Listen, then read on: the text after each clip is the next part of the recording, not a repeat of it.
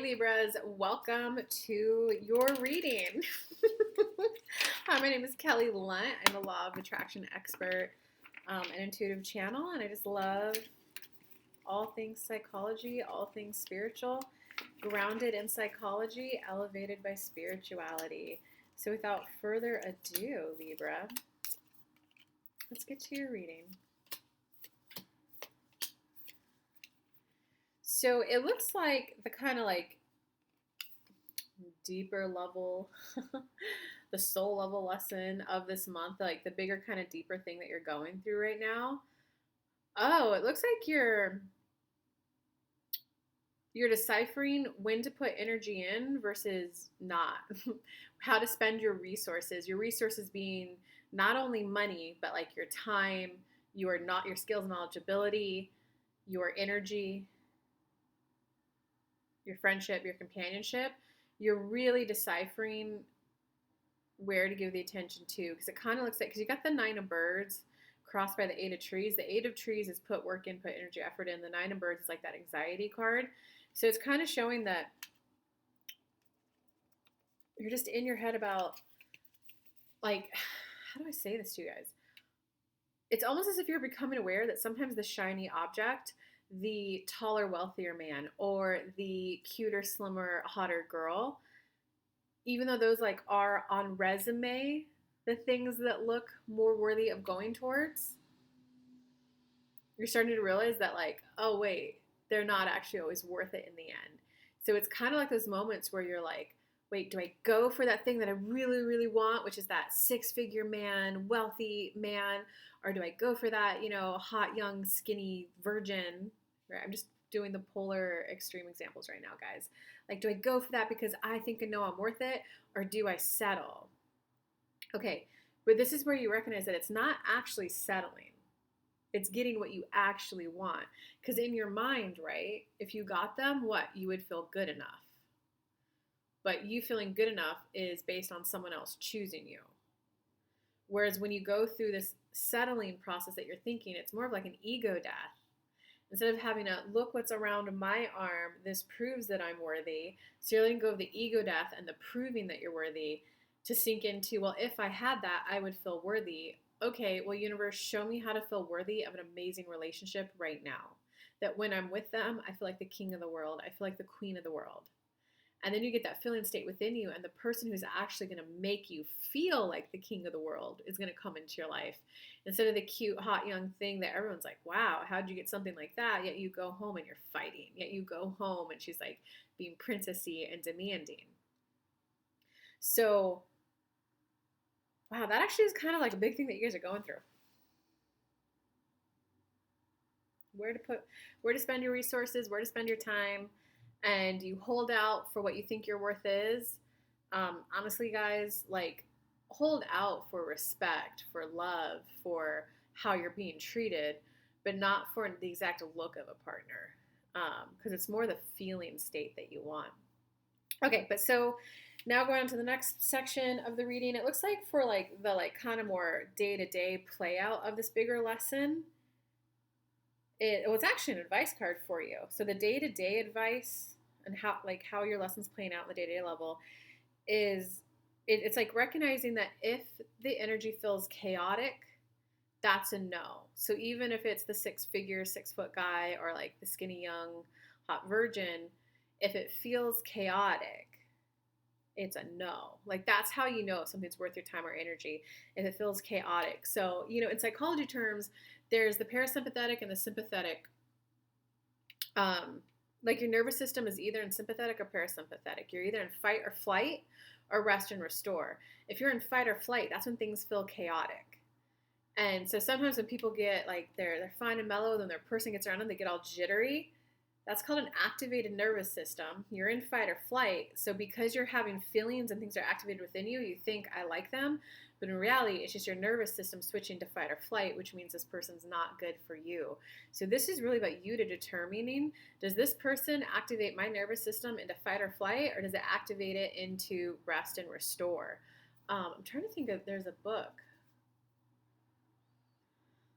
If it's important to you, it will come to me in the reading. But it does talk about oftentimes when you fall for an avoidant or an anxious attacher, they activate your nervous system. So you think you're in love, but you're really just in fight or flight. So it's more about, do you want a love story or a life story? Those love stories are those Romeo and Juliet, those stories that always end in tragedy. And it always has that pining, that, oh, the love of my life, but we're separated by a continent. Oh, but we're separated by a war. We're separated by feuding families. Well, it's limerence is what it is. You can Google that. Limerence. It's a fantasy relationship in your head. Do you want a love story that always ends in tragedy, or do you want a life story, something that you can integrate with on the day to day, someone that you can just cuddle in bed all day, or maybe just half a day, cuddle in bed half a day, and it's an enjoyable way to spend your time. Hey, want me to go make us omelets? Yeah, that sounds great. Want me to pick the show we're gonna watch? Yeah, that sounds great. Like a life story is going to the grocery store fun with them. Or, if kids get involved, is it, okay, I'll go to the grocery store, okay, I'll wrangle the kids. Is that still like a, thank you so much for going grocery shopping, a thank you for wrangling the kids? Like, you kind of see how you're going from that danger and excitement to passion, to calm, passion, enjoyment of life, satori, enlightenment, zen. And I think a lot of people confuse that excitement, that danger, because it activates them and gets them in fight or flight. They're like, yeah, this is life. I feel alive. When like enthusiasm and ecstasy is different.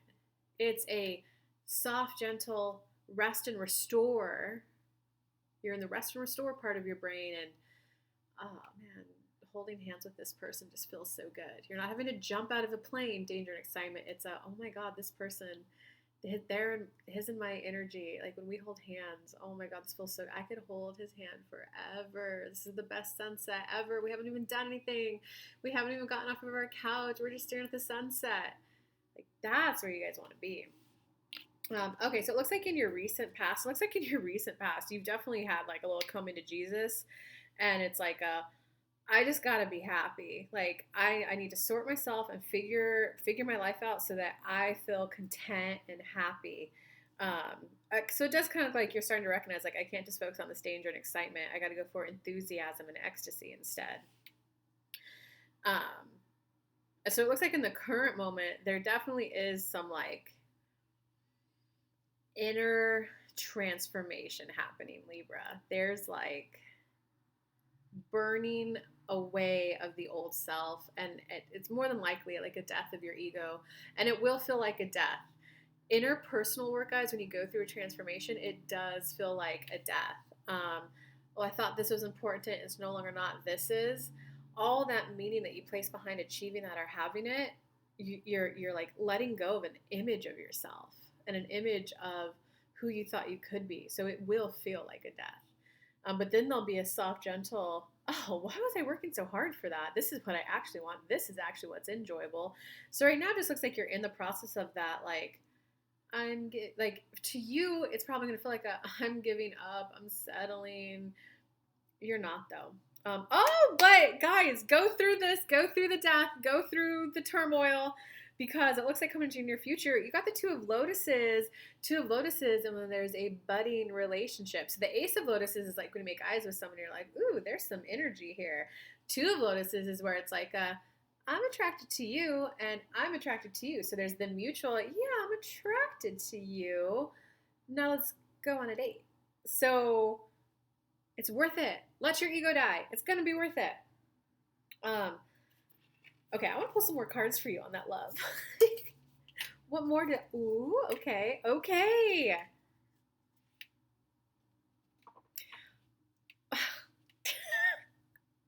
I'm so excited for you guys. You're going to feel,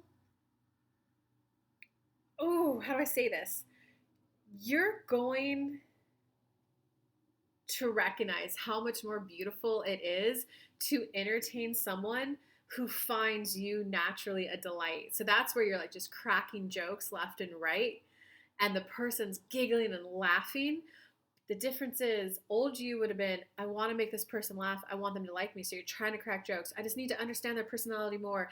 And then they'll get my sense of humor. They just need to understand my sense of humor. So you're trying to get them to get your sense of humor. Whereas the new one is like, blah, blah, blah. And the person just cracks. And you're like, oh, they thought my jokes were funny? Well, if they thought that was funny, what about this one? And then you start cracking up again. And then you like throw another joke at them. And they're just like, oh my God, stop making me laugh. I'm crying, you know? You're going to recognize how beautiful that is, and you're going to step into feeling like your most beautiful self, your most radiant self, your most confident self. If you're a woman, you're probably going to feel your most beautiful self, your softest, most feminine self. If you're a man, you're going to be like, oh, that's right. I am a funny man. I am entertaining. I am funny. And it's really going to get you into this fun, creative, emotional state.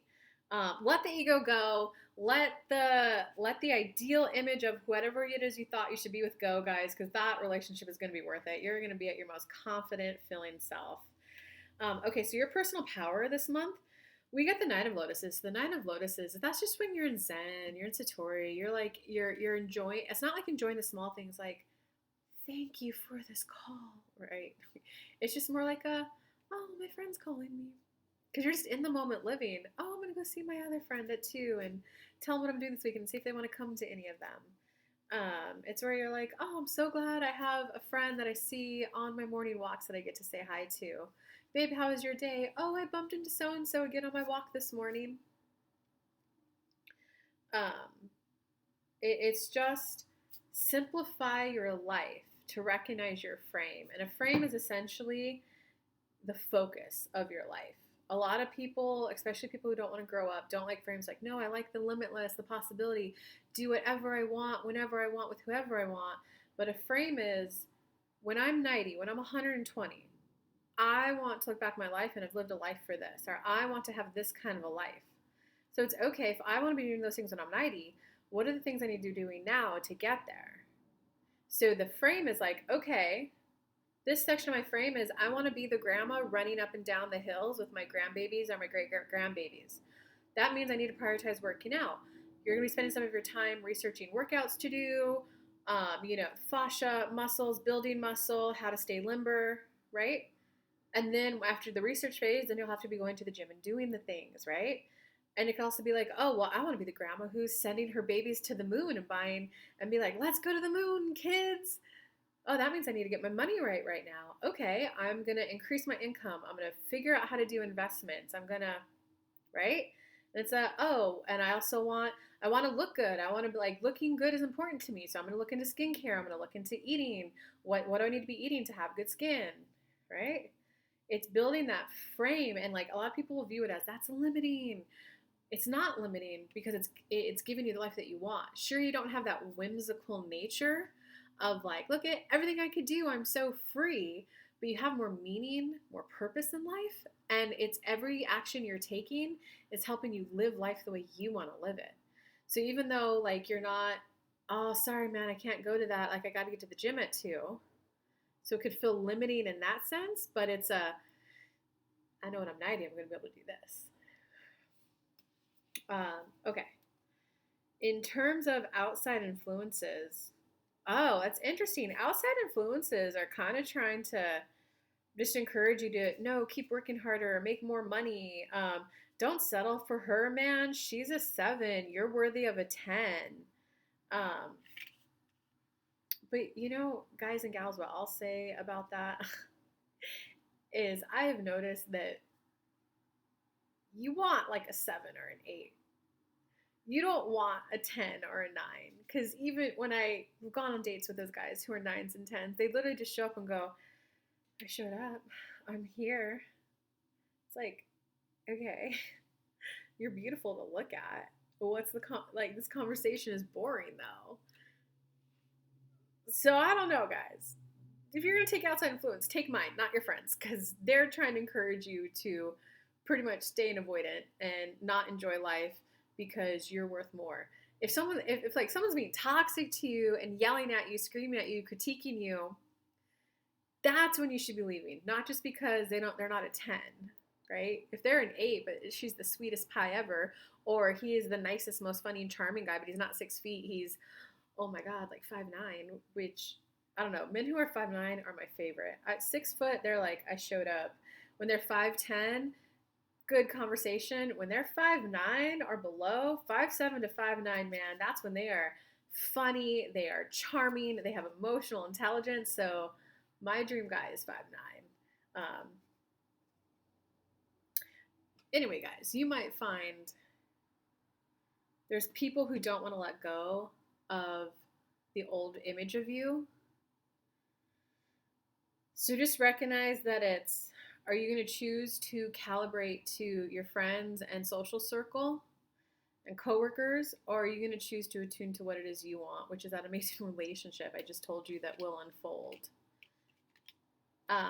Okay, in terms of this one is your hopes or fears.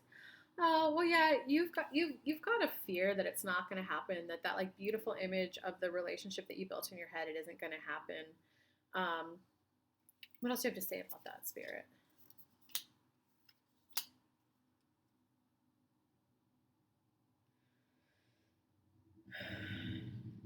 Well, it's like a don't worry. The feeling state of the type of relationship that you want is very much possible for you once you let yourself like go through that ego death we talked about and just like take that little bit of a tumble, take a little bit of that emotional blow.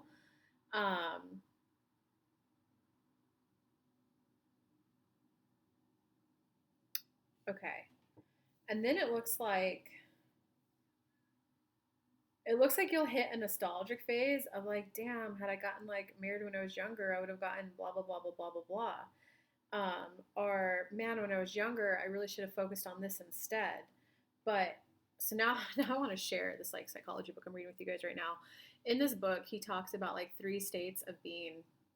There's the youthful stage, which is full of that vibrancy, that eagerness for life. If I put my mind to it, I can do it. And there is that, like, you have a rich inner world, a rich imagination. You know, little kids put a cape on. They're like, I'm Wonder Woman. Or that book, Don Quixote. He goes after and goes, look at those trolls. We must defeat them. His companion's like, those are windmills.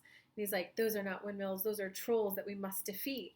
So it's that youthfulness, that rich inner world, that fantasy world, okay? And then the next stage is when you lose your innocence. Something happens that makes you lose your innocence. Oftentimes it's something when like you do something that wasn't the purest thing that you could have done, and you realize like, oh, I was actually the asshole in that moment. You lose that purity, and it makes you come down, like crash hard into reality. Then you enter the second state of being, which is the complex man. Most Western people are there.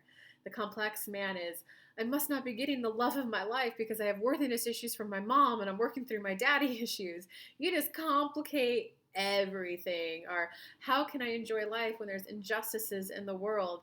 How can I enjoy life when my country's donating money to this war and we're actually evil? You just complicate shit. And how you know when you're leaving that phase is when there's an initial, let me go back and enjoy my youth again. So that might be where you try to hang out with like younger cousins, younger nieces and nephews, and you try to get that innocence and that purity back. So that's where at the beginning stages of ready to leave the second stage into the third. You'll do that, but it will be short-lived because, and I had that phase. I was hanging out with little kids all the time, and then I realized, wait a second, I don't actually want to be putting a cape on, playing Wonder Woman right now. I just want to be providing the safe environment for them to do it. I want to be cooking good, healthy food for them, and I want to help them take their baths. I don't actually want to be playing in the imagination land. I want to be getting other kids so they can be playing in imagination land, and I provide the safety for them, the structure for them. That's so much more satisfying to me than actually playing, okay? But that's a sign that you're ready to leave the complex phase. The problem is you can't go back. You can never go back. You can only go forward. And because if you do go back, you're going to regress into a childlike state, and that's not what you want. You got good things going on for you. Your career is either budding or well on its way, and so you can't go back. You can't go back to the Garden of Eden, and no one wants to live in their head, right? You want to experience the real relationship in front of you. So, but that's the beginning stages. The like ending phases of that is where you're at like I can't worry or think too much about the outer world and other people's problems, especially if it's across the sea in another country, in another city. Do I have a good relationship with my neighbors? Do I have a good relationship with my friends? Am I bringing casseroles over to their house once a week? It's when you get back to this frame of here's what I like putting my focus on, and I'm going to be okay if there's injustice in the world or other things that like I can't do anything about. It's when you're willing to put your focus on your immediate friends, family, and community. That's when you hit the third stage, which is Satori Zen. And there's no difference from an outside observer between someone in the first stage and the third stage. Because the first stage, like, right, kids are like, I'm eating my sandwich, yum, yum, yum. You know, the third stage, you'll be more like, we're safe, we're eating a sandwich. So they look the same. The difference between the two is kids live in the inner world. They have that imagination. I'm Superman. In the older one, you're able to like see the outside reality of the world, but also be fully present in the moment, enjoying the fact that I'm eating a sandwich right now. I'm safe. I have good companionship. And so I'll link to the book for you guys down below. It's called I'll link to the book for you guys. And some of this was, I read the book, so a lot of what I shared with you was from the book, but some of this was also my interpretation of it and me expanding on it. The book used the example of Mother Teresa, and there was her who was in Satori, Zen, the third stage, and then there was like the complex world man that was a journalist that was like, Mother Teresa, isn't it horrible? There's like 10,000 refugees that are pouring over the borders. Where are they going to sleep? Where are they going to eat? Like, oh my God, that's the complex person, right? And she was just had a little like a toddler in her hands and was just, no, not so bad. This young child took his first bite to eat. Like right now, what I have control over is I can help this little child hopefully take his first bite. He took his first bite. I feel for those other people, right? Because that's the difference between the child. The child can't feel for the other people. The Satori person can go, I feel for them. Of course I want them to eat. Of course I want them to get a safe place to eat. I'm going to trust them to be empowered and to be guided to where they need to be guided to. I'm right now focused on making sure this child gets fed, and this child just ate. So this is actually a lot for you, Libra. You're going through a lot. I'll link to that book for you below, and I'll also link to, I have power hours available right now. So if there's any issue in your life, whether it's been long standing your whole life or it's short, but you think it's so complex, you spend 1 hour with me, it will be solved. And you will have a roadmap for the next like 3 months of your life. I'll link to both of those in the comments for you.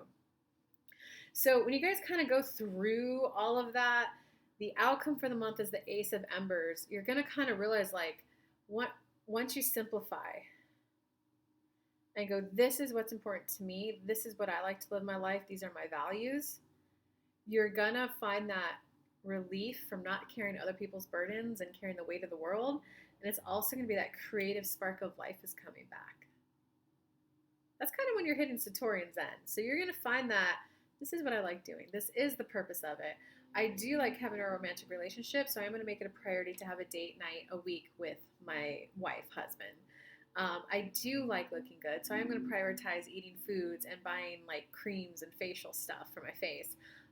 I do like this, so I do like doing that. So this is how I like to choose to spend my time. That's going to be your conclusion of this reading. And I know I said the month, really until I do the next read for you guys. That's what you're going to be going through. But lots of love, lots of good luck being sent your way. That is a lot that you're going through, but it'll be well worth it. I told you what that relationship would be like. So lots of love to you, Libras. Bye.